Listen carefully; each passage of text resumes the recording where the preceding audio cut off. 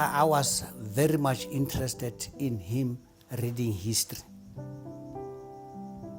but contextualize it. And that is the route that he was taking. History, contextualize it. The African people, the Bantu, is it bad to be called Bantu? And all those things.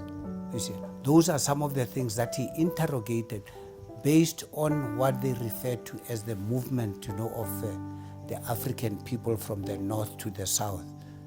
And that, in fact, it was just home. We had no boundaries.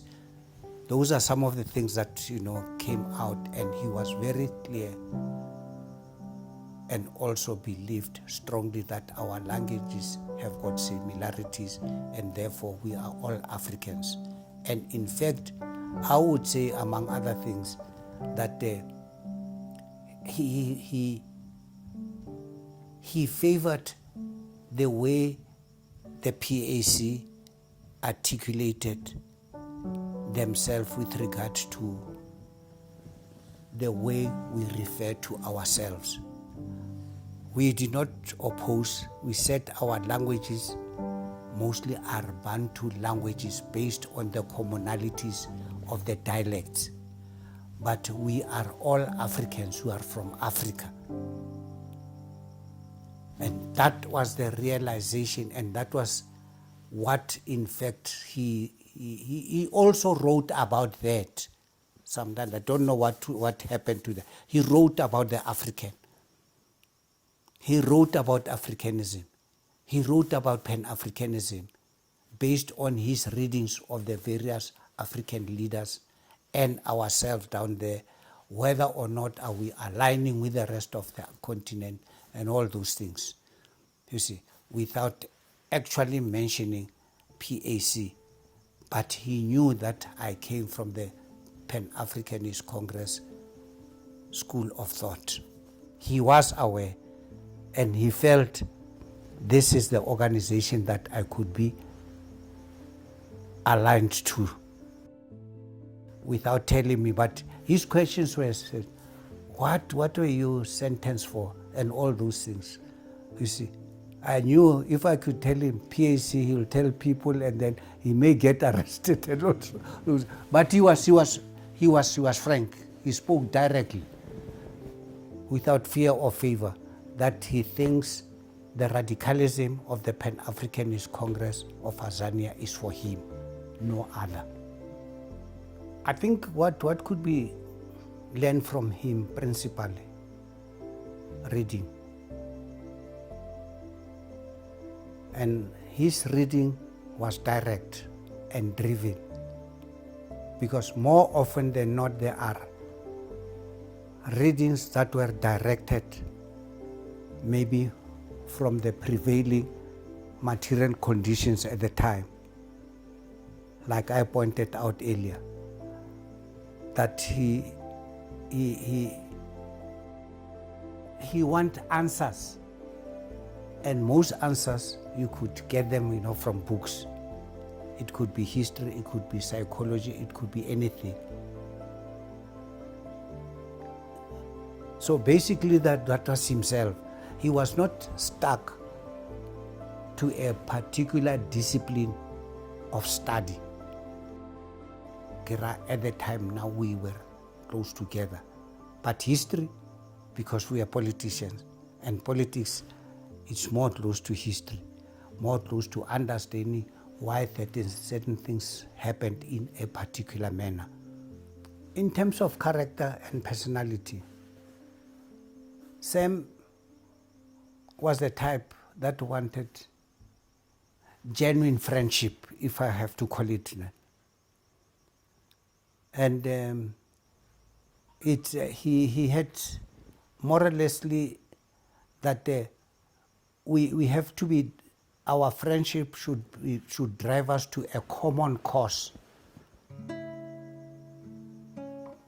And that common cause to be able to either perfect it or to elevate it to levels that could do good to the people that type of ideology, if one has to put it, is. There you talk about Sam.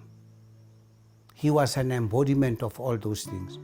At one stage, Horatio will tell, we wanted to tone him down because we were scared, that, for lack of words, scared that we could get into trouble.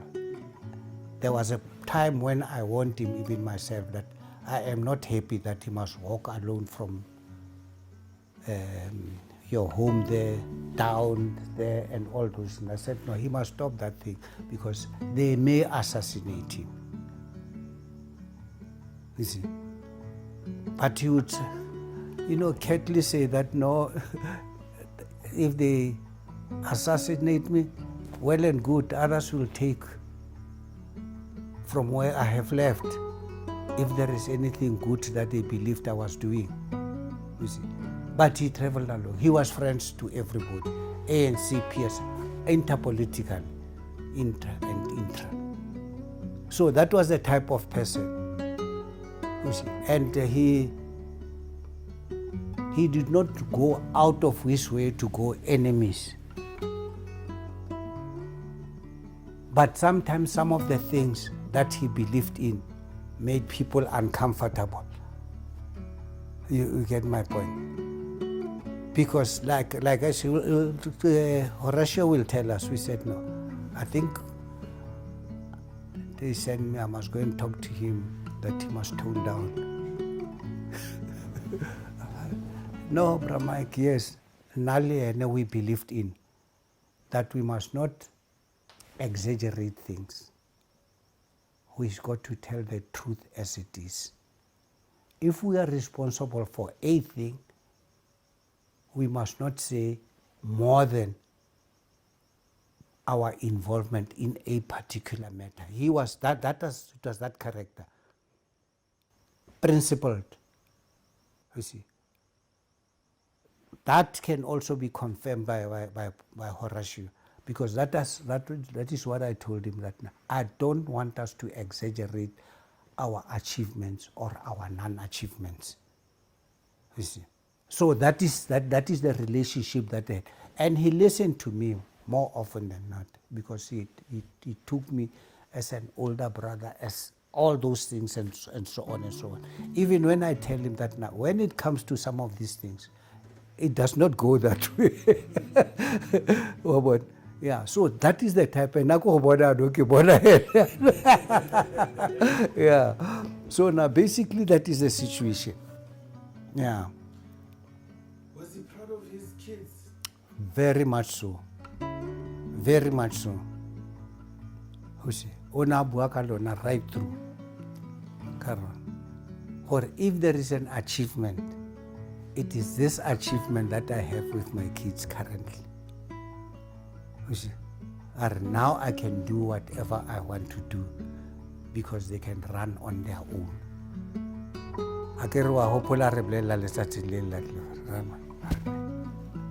Now they can run on their own. There is nothing that hinders me from doing what I love most, because they are on their own. You see? Basically, that is the situation with him. To carry the baton would, among other ways of doing it, would be to study what he was doing. Study not in the literal sense, but to try and know exactly what he's doing and what made him tick.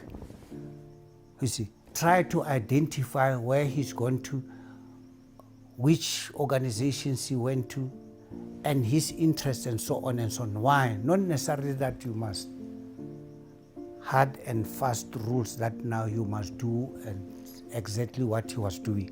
But that in itself should be an opportunity to either improve or reduce some of those things. You see, for instance, this one that I'm telling you about, because on numerous occasions, even ourselves, we said, Sam, you see, because we were aware that he was being followed. I wouldn't urge you to go to some of those extremes. You get my point? Yeah. And now I'm eating his toned down.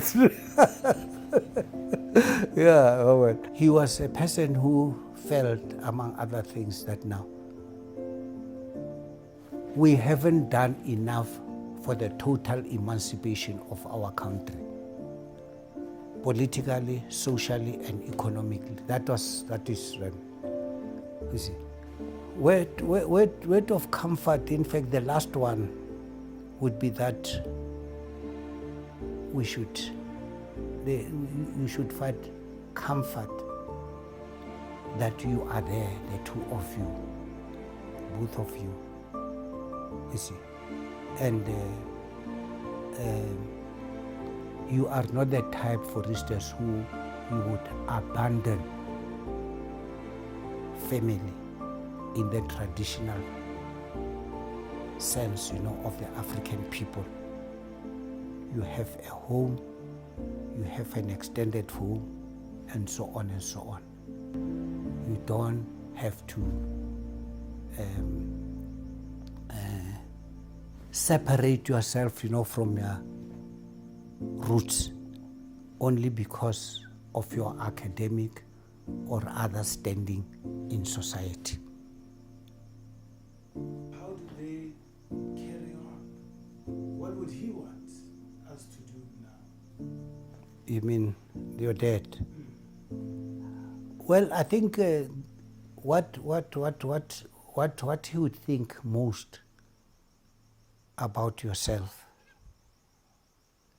is that now, whatever you do, you must not do it in a manner that will result in the dislocation of family life. Because life is no longer as in them days where man and wife could separate, man and children would separate, and so on. That happening because of the prevailing circumstances at the time. I would say his legacy, studying all those things that he has done which will not compromise you in your current endeavors. Like, for instance, the political organization that you belong to. Sometimes it does not find traction with the powers that be, politically, economically, and so on and so on. Once you start pushing that line, you may push yourself out of, for instance, something that could in any way be helping the organization without having gone, let me not say public, I mean bluntly this, that, and so on and so on. You see, for instance, we always tell them, that is what I always tell them, most of the Africans,